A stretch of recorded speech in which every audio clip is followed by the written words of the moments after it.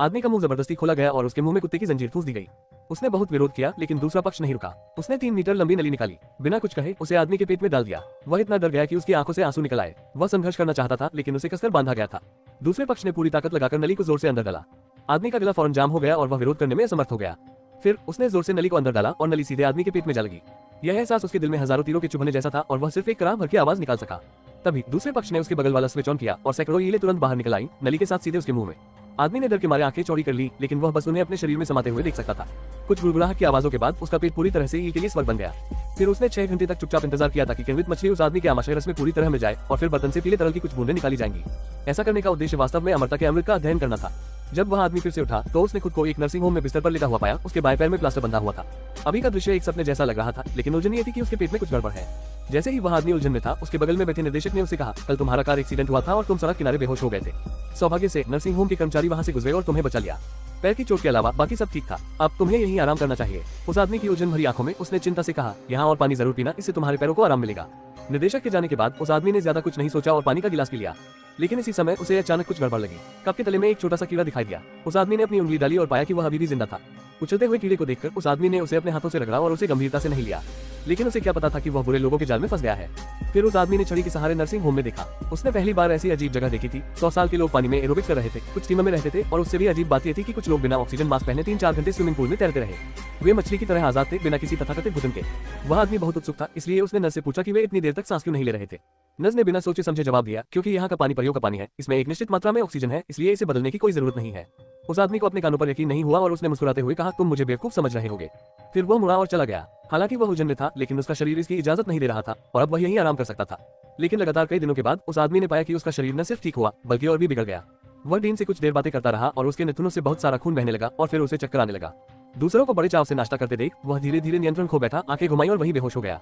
जब वह फिर से उठा तो डीन ने उससे कहा, कार दुर्घटना में तुम्हें गंभीर अंदरूनी चोटें आई हैं। अगर तुम पूरी तरह से ठीक होना चाहते हो तो हमारे अस्पताल में अनोखे इलाज का इस्तेमाल कर सकते हो जो बिल्कुल कारगर और तेज है। ये सुनकर उस आदमी को शक हुआ। इन दिनों उसने डीन की बात मानी, दवाइयां ली और आराम किया, लेकिन न सिर्फ वह ठीक नहीं हुआ बल्कि उसकी हालत और बिगड़ती गई।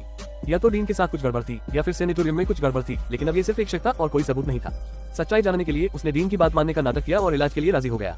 वह आदमी प्राकृतिक मृत खजाने का आनंद ले रहा था कि अचानक हजारों ईल ने उस पर हमला कर दिया। वह आदमी तुरंत डर गया और ईल के हमले से बचने के लिए बेतहाशा संघर्ष करने लगा। लेकिन ये छोटी छोटी चीजें बहुत चिपचिपी थी और उस आदमी के चारों ओर घूमती रही, मानो खाना खाने का इंतजार कर रही हो।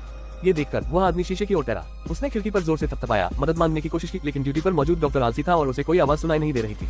आदमी को घिरती हुई और भी ईल देखकर उसे दिशा बदलकर ऊपर तैरना पड़ा, लेकिन अचानक ही लड़खड़ा गई और ऑक्सीजन मास्क फाड़ दिया। आदमी ने नीचे देखा और अब और नहीं देख पाया, इसलिए उसे अपनी सांस रोककर ऊपर तैरना जारी रखना पड़ा। उसने बड़े स्टील के दरवाजे को खोलने की कोशिश की, लेकिन दरवाजा बहुत सख्त था और उसे हिलाया नहीं जा सकता था। वह आदमी बहुत घबरा गया और ये देखने के लिए किनारे की ओर तैरा कि क्या हैंडल खोला जा सकता है, लेकिन उसने जो भी किया सब व्यर्थ था। ये देखकर कि कोई रास्ता नहीं है, वह बस अपना मुंह खोलकर जोर जोर से बड़बड़ाया ताकि खुद को कुछ समय दे सके और फिर उसने अपनी पूरी ताकत स्टील के दरवाजे पर जोर जोर से ठोकना जारी रखा। लेकिन धीरे धीरे उसकी ताकत कम होती गई और एक झटके के बाद वह आदमी पूरी तरह से निश्चल हो गया। उस नाजुक पल में डीन उसे बचाने आया। उसने उस आदमी से कहा, हालांकि ये इलाज अच्छा है लेकिन इसका दुष्प्रभाव यह है कि इससे मतिभ्रम होना आसान है। ये सुनकर वह आदमी स्टील के बर्तन को देखने के लिए पलटा और पाया कि उसमें सचमुच कुछ भी नहीं था। क्या यह मतिभ्रम हो सकता है? रात में उसे बार बार लगने लगा कि कुछ गड़बड़ है। उसे लगा कि यह कोई साजिश होगी, इसलिए उसने एक मेडिकल रिकॉर्ड खोला जो उसने निर्देशक के कार्यालय से चुराया था। वह जानना चाहता था कि यहाँ के बुजुर्ग इतने अजीब क्यों हैं, लेकिन वह आदमी इस फिल्म को बिल्कुल समझ नहीं पा रहा था। वह क्या करे? यहाँ के डॉक्टर भरोसेमंद नहीं थे, इसलिए उसे मदद के लिए पहाड़ से नीचे जाने का ही रास्ता सूझ रहा था।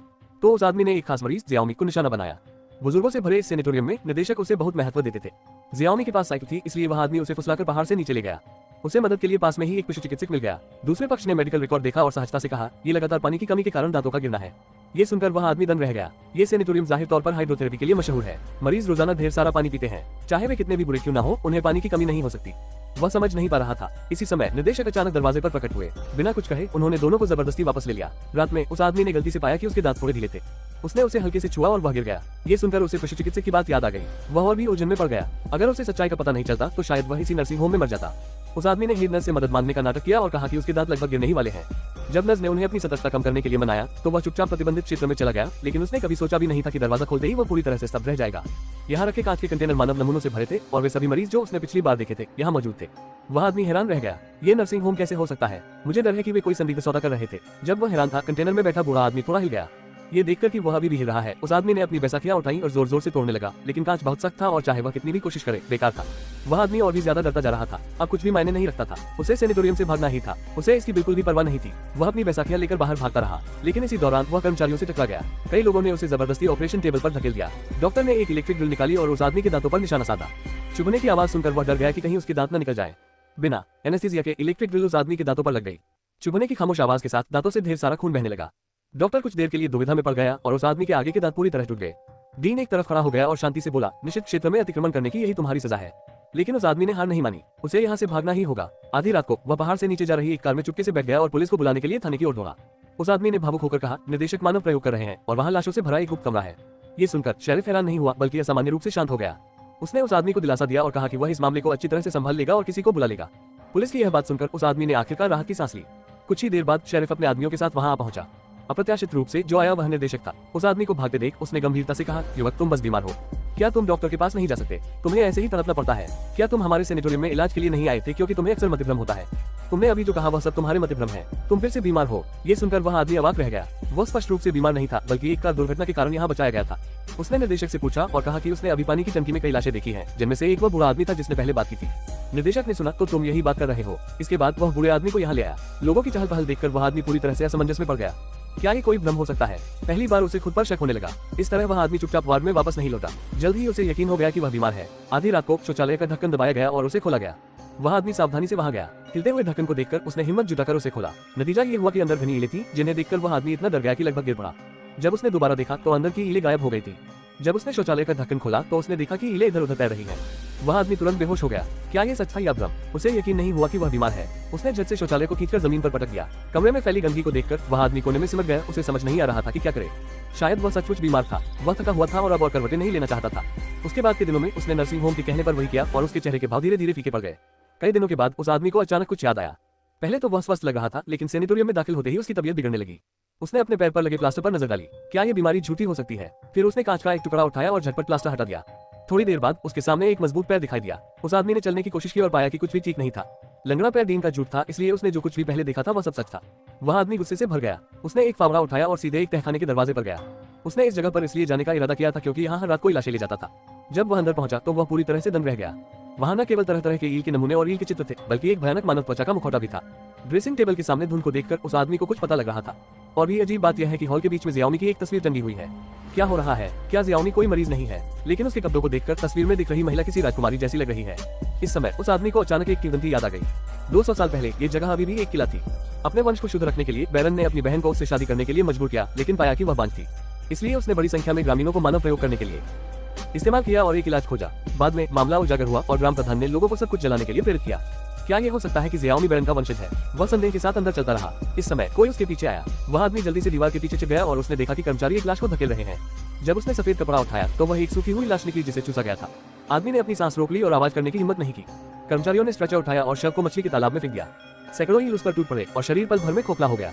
वह आदमी घबरा गया। सेनेटोरियम में बहुत सारे बुजुर्ग लोग थे। ये सोचकर कि उनका भी यही हशा होगा, वह जल्दी से हॉल में गया और उन लोगों को समझाने की कोशिश की। उठो, तुम बिल्कुल भी बीमार नहीं हो।